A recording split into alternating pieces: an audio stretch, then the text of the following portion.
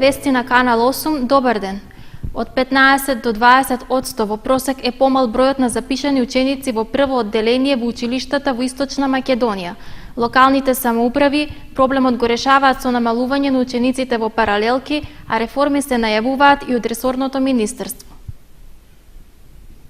Осетен тренд на намалување на бројот на запишани правачиња е регистриран во сите општини во источниот регион од државата и тој просечно се движи меѓу 15 и 20%. Во помалите општини процентот е нешто повисок, иако и во поголемите бројката станува загрижувачка. Доволен пример е случајот со Кочани, каде за 2 години намалувањето изнесува 27%, односно од 370 новозапишани правачиња во 2015-та, бројот се симна на 270 оваа година. Малото покачување пред 3 години беше само искра надеж, оти можеби состојбата се подобрува, иако реално таа е со негативен тренд скоро цела деценија. Тогаш првиот човек на општината дури оцени оти состојбата не била катастрофална, споредувајќи ја со соседните општини. За ваша информација и за пошироката јавност сакам да ви кажам дека намалувањето на деца за оваа година е се на се со 20, меѓутоа ние имаме зголемување у претходните 2 години. Учебната 2012-2013 ги зголемивме за 11, 2013-2014 ги зголемивме дури за 65. Така да, споредено со претходниот период.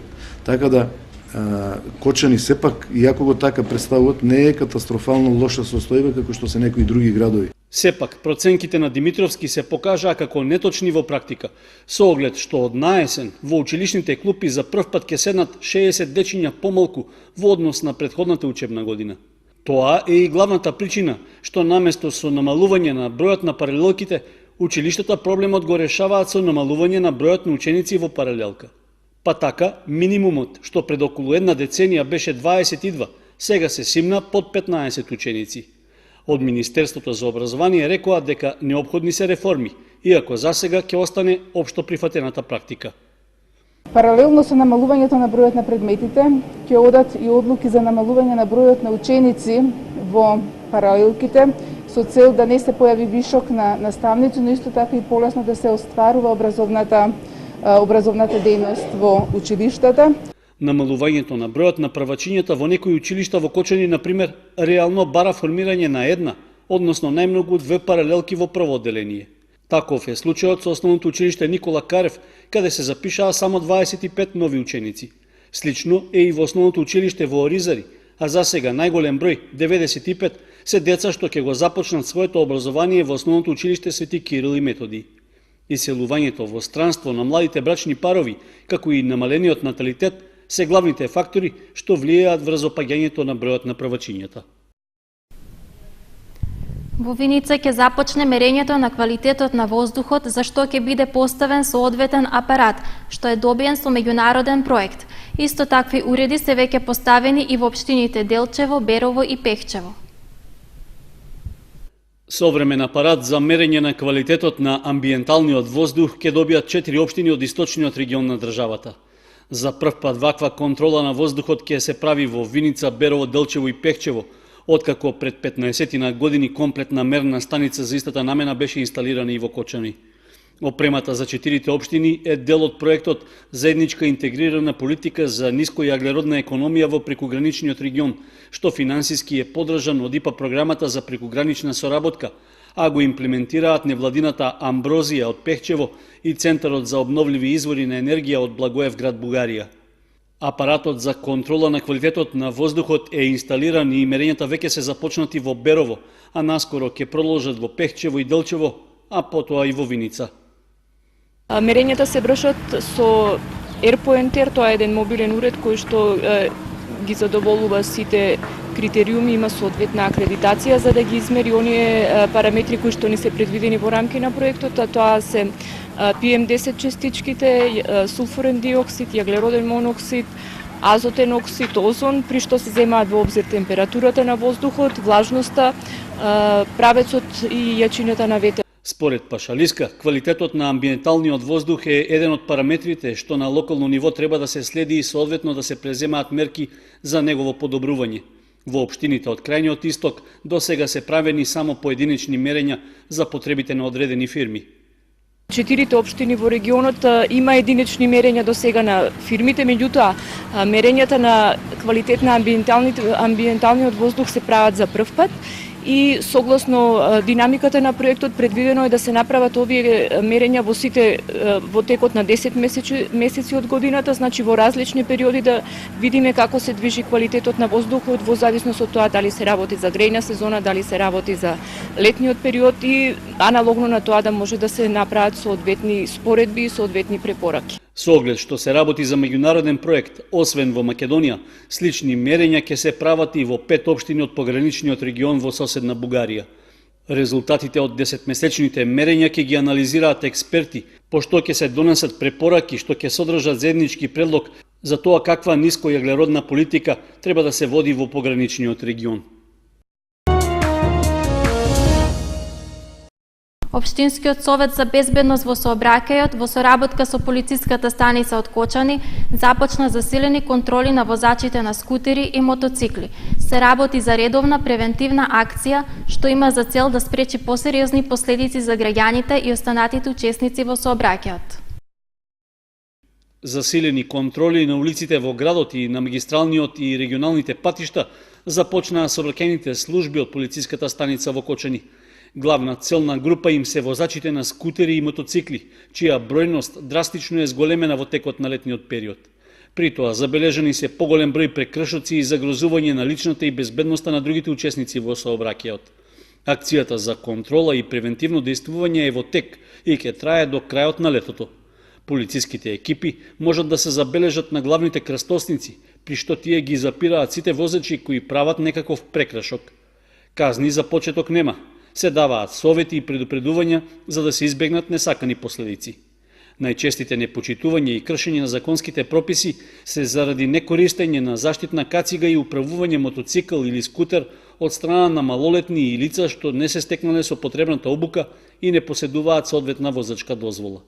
Инаку, скоро секоја вечер, граѓаните се вознемирени од преголемата бучава што ја прават помлади моторџии, но и возачи на автомобили кои изведуваат лудори по улиците во Кочани. Ноќната тишина што е нарушена од прегласниот звук на моторните возила подамна е изгубена, а не се одминати ниту граѓаните кои живеат во периферните населби, каде неретко се организираат ноќни трки со по неколку возила истовремено. Со тоа, освен нарушувањето на ноќниот мир, се загрозува и безбедноста на сите учесници во сообраќајот. Затоа граѓаните бараат за прекршителите да се преземаат ригорозни санкции за да се спречат посериозни последици. Асфалтот на регионалните и локалните патни правци во Ридско-планинскиот регион на општина Кочани е во лоша состојба. На повеќе места е оштетен и ископан, а поради гранките и грамушките што не се исечени, намалена е прегледноста за нормално одвивање на сообраќајот. Скоро сите асфалтирани делници од регионалните и локалните патишта во Ридско-планинскиот дел на општина Кочани се во лоша состојба. Коловозот на повеќе места е оштетен, а санирањето на дупките досега се прави со така наречена ладна асфалтна маса или пак се пополнуваат со песок и земја. Тоа ги прави небезбедни за сообраќај, особено што на одделни места во ископаниот коловоз тече вода или пак свиоците се обраснати со грмушки. Најзабележително е оштетувањето на асфалтот на патот кон Пониква, особено во горниот негов дел од шумската кукичка па до паркингот во планинскиот рекреативен центар. Граѓаните реагираат дека подолг период забележуваат и отитревате, грмушките и гранките на околните дрвја по патот не се сечат, па на одредени места се навлезени за повеќе од метар на сообраќајната површина. Целосно е прекриена и заштитната ограда покрај патот, а на одделни места не може да се забележи ниту поставената сообраќајна сигнализација. Тоа ја загрозува безбедноста во сообраќајот, а патниот правец го прави непрегледен и опасен за возење. На коловозот се забележуваат и остатоци од песок, што во текот на зимата бил фрлан против голомразицата и снежните навеви. Слична е состојбата и со патниот правец кон Пантелеј и Рајчани, каде поради тешките камиони кои носат камен од рудникот, асфалтот целосно е оштетен, а на негово место се истура земја. Министерството за внатрешни работи регистрира зголемен број на измами на граѓаните преку така наречен компјутерски криминал. Најчести жртви се корисниците на интернет мрежата, кои несвесно им ги откриваат своите лозинки и лични податоци на непознати лица. Во изминатиот период од страна на секторот за компјутерски криминал и дигитална форензика регистриран е зголемен број на пријави и информации за сомненија за сторени кривични дела од областа на интернет измамите, каде најчесто жртви се македонски граѓани и правни лица од земјава. Измамите најчесто се вршат така што имејл адресата со која комуницира македонскиот правен субјект со своите соработници од земјава и странство, а преку која се договараат деловни сделки и уплати на парични средства, е злоупотребена со тоа што имејл адресата и лозинката се украдени, при што содржината на истата е под контрола на измамниците. Тоа значи дека откако измамниците пристапиле до имејл адресата, тие тајно ја надгледуваат целата кореспонденција и на тој начин имаат увид во деловните соработки и договори. Ова наблюдување на комуникацијата се врши до моментот кога ќе се оствари договор со бизнис соработникот за уплата по основ на фактура или профактура за конкретна услуга. Во тој момент од страна на измамниците кои имаат целосен пристап на имејл адресата се менуваат, односно се фалсификуваат банкарските податоци на испратената фактура со цел жртвата да ги уплати парите во друга банка на лажна сметка. Најчесто овие лажни сметки се отворени во различни држави на светот и наменски се користат од страна на измамниците за вршење на ваков вид злоупотреби.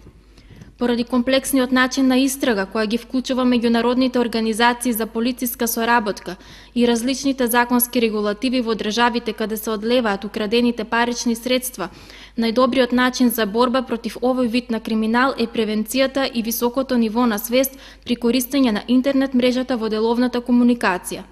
Тоа значи имејл адресите што правните субјекти ги употребуваат за деловна соработка да се користат максимално професионално и од страна на ограничен број вработени во фирмата. Исто така, потребно е корисничките лозинки да содржат комплексни карактери и истите да се менуваат на одреден временски период. На крај, како дополнителна сигурност, задолжително треба да се прави телефонска или друг вид на потврда со деловниот соработник за договорените фактури и профактури, особено ако се воочи измена во банкарските податоци каде треба да се уплатат паричните средства.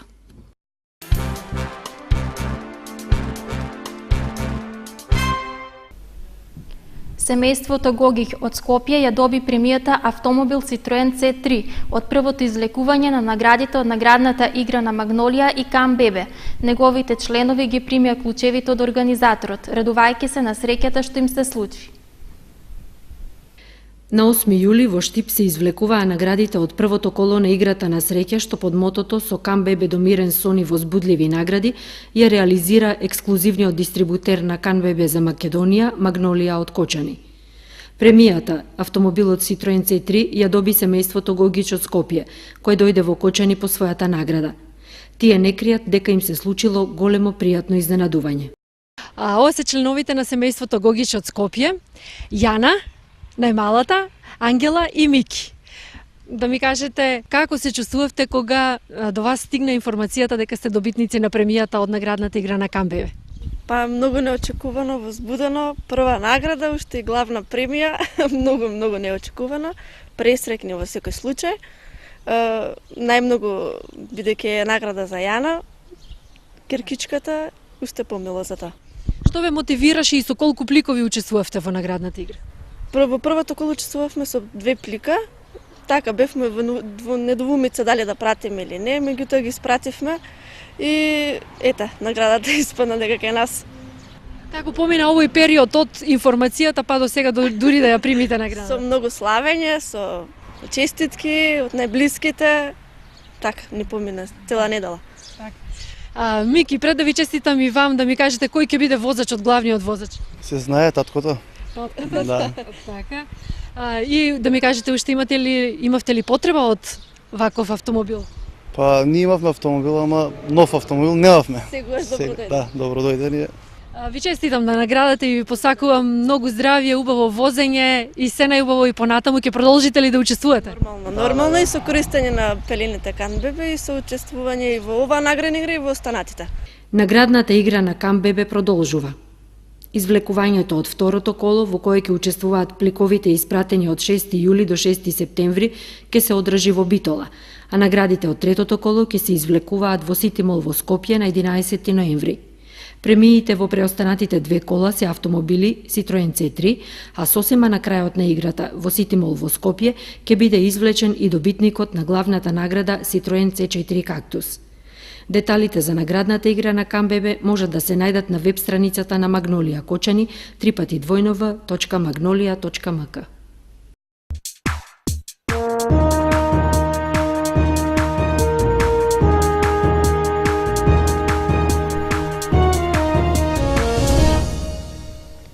Следува информацијата од спортот. Продолжуваат подготовките на ФК Осогово за предстојното првенство во втората Лига Исток. Заедно со редовните кондициони и техничко-тактички тренинзи, викендов започнува серијата пријателски контролни надпревари, од кои првиот ќе се игра на стадионот Никола Мантов. Фудбалерите и управата на Кочанскиот второлигаш не се откажуваат од амбициите за добра подготовка пред настапот во престојното првенство во лигата, со намера да ги остварат најавите за пласман во средината на табелата. Како дел од ваквите подготовки е и одигрувањето контролни пријателски надпревари со екипи од првата и втората лига. Веќе се закажани првите 3 надпревари на кои жолто-сините на два пати ќе бидат домакини. В сабота на стадионот Никола Мантов гостува новиот второлигаш Борец од Велес, а 4 дена подоцна в среда во Кочани ќе гостува и прволигашот Силекс од Кратово. За крајот на следната седмица пак, Осогово ќе патува во Струмица на пријателска средба со стариот ривал и нов второлигаш Беласица. Иако се работи за контролни надпревари, сепак од стручниот штаб најавуваат добра игра и шанса за настап на сите играчи кои се редовни на тренинзите што интензивно се реализираат на стадионот во Кочани. За сега се уште нема најави за доаѓање играчи од други клубови кои би ги засилиле редовите на нашиот второлигаш. Сепак, поголем дел од стандардните првотимци кои и досега ги бранеа боите на клубот му остануваат верни и ги продолжија договорите.